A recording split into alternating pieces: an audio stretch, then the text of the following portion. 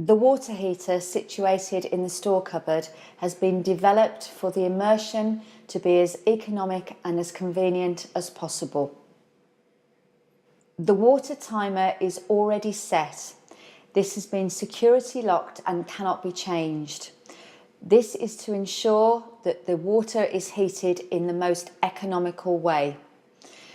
The clock is set to GMT. This will go forward 1 hour in British summertime.